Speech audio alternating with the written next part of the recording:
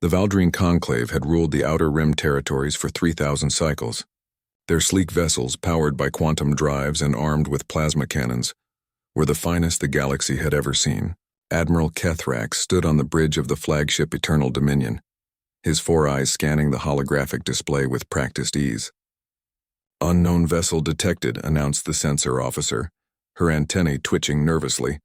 "Designation unidentified. Size classification impossible." Kethrax's mandibles clicked in amusement. In his 2 centuries of service, he had encountered every known species, from the microscopic driftkin to the massive behemoth world ships. Nothing was impossible. "Magnify," he ordered. The viewscreen flickered and silence fell across the bridge like a funeral shroud. The ship that materialized before them defied comprehension.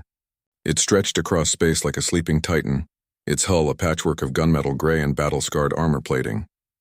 Massive cannons protruded from its surface like the quills of some prehistoric beast. Engine arrays the size of moons glowed with barely contained fury. This wasn't a ship. This was a statement carved in steel and fire. "Size estimate?" Kethrax's voice had lost its amusement.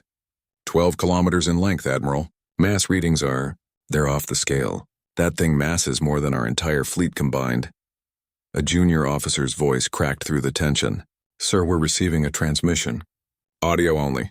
The language it's translating now." Static filled the bridge, followed by a voice that seemed carved from gravel and determination. "This is Captain Sarah Chen of the UECN Indomitable Will, representing the United Earth Colonial Navy. We come in peace, but we are prepared for any alternative. Identify yourselves and state your intentions in this sector." Kethrax's blood ran cold.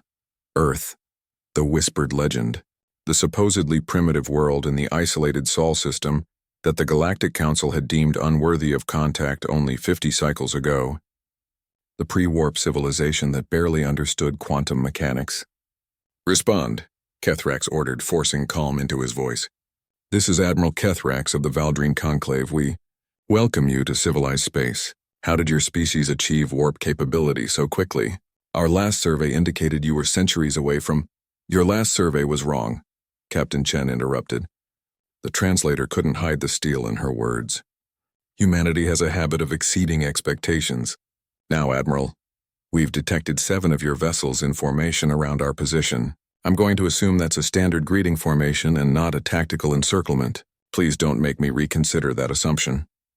On the tactical display, the human ship rotated slightly, a movement so minute it should have been meaningless, except that something that massive moving that precisely sent a clear message: total control. Weapon ports along its flanks began to glow with an eerie blue light. Kethrax's tactical officer whispered urgently, "Sir, energy readings from that vessel just spiked by 300%. Those aren't plasma weapons. The signature doesn't match anything in our database. Sir, I think those are kinetic accelerators, railguns, but on a scale I've never—" "Stand down, all weapons," Kethrax commanded. He'd seen enough. This wasn't first contact protocol. This was a predator teaching prey not to bare their teeth. "Captain Chen," he said carefully, "there has been a misunderstanding. Our formation is indeed standard diplomatic procedure. We mean no hostility. However, I must ask, how did humanity construct such a vessel? The resource requirements alone should have bankrupted a young civilization." There was a pause, then impossibly a laugh. The human was laughing. "Admiral, let me tell you something about humanity. We've spent our entire history fighting nature, fighting each other, fighting to survive on a death world that tried to kill us at every turn. We've had 2 world wars, countless smaller ones, and we've stared into the nuclear abyss more times than I care to count. When we finally united and looked to the stars, we asked ourselves one question: what's out here?" The Indomitable Will rotated further, revealing more of its devastating arsenal.